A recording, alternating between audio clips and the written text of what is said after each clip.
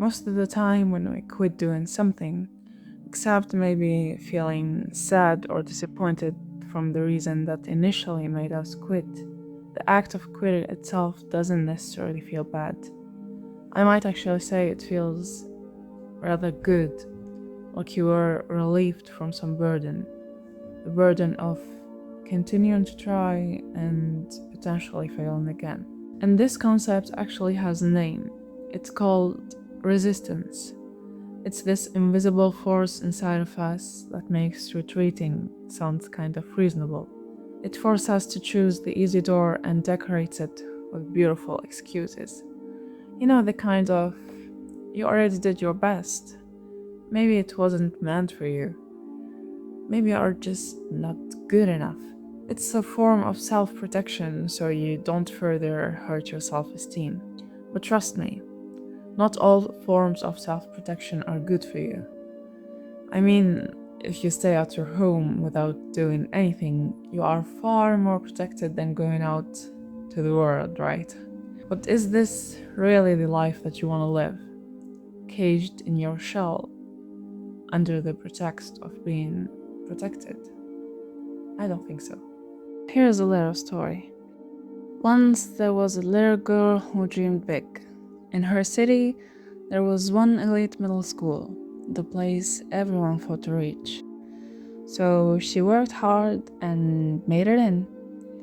But 3 years later came the final exam to enter the high school. And guess which year was that? 2022, the dark year of Corona. This time, although she did indeed work really hard, but when the results came out, she didn't pass. The voice of resistance crept in. You see how the world is against you? You already gave it your all. No way you can do better than that. Might as well just stop trying. And for a moment, she believed it, because it felt comfortable to just put the blame on anything external. She thought about giving up to protect herself from further disappointment.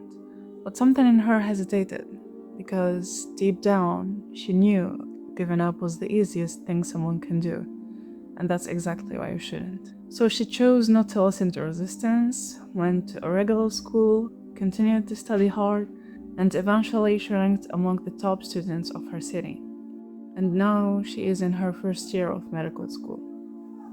Well, I know that you already figured out that it was me, but let's just pretend that you are surprised. You don't fail because you are incapable.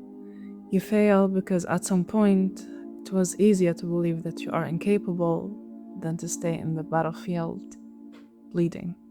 And to be honest, something that really helped me get out of that destructive trap of giving up is the faith that we Muslims have that Allah's plans are always better than our mundane ones. That even if we don't see the good or the wisdom behind it at that moment, it will eventually come. However, there is an important thing many of people just ignore or forget about, which what we call al-akhd bil-asbab, which means beside trusting wholeheartedly Allah's choices, we must make full use of all available means, whether it is physical efforts, intellectual reasoning, or seeking advice. And not just staying still and waiting for miracles to happen. That doesn't work like that. I know it might not be the most emotional or touching story that you ever heard, like I'm not David Goggins, but to be honest, I'm really grateful that I didn't give up at that time, although it was really tempting. And I really hope that no one of you will do. And to be honest, I think even if you're not a Muslim, it's very important that you adopt this kind of mindset, that even when things get hard, it will eventually turn out to be better if you continue to do your best.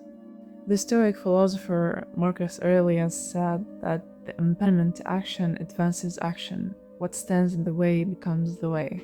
Which means that the obstacle isn't just a barrier, it's a part of the journey. Instead of avoiding or resisting it, you need to embrace it and use it to move forward. The challenge is the path.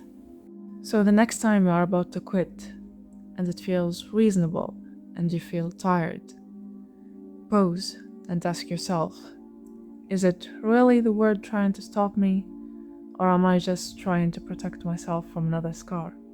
Because scars are part of the price of becoming someone you are proud of. Practicing the art of not giving up is not loud, is not glamorous.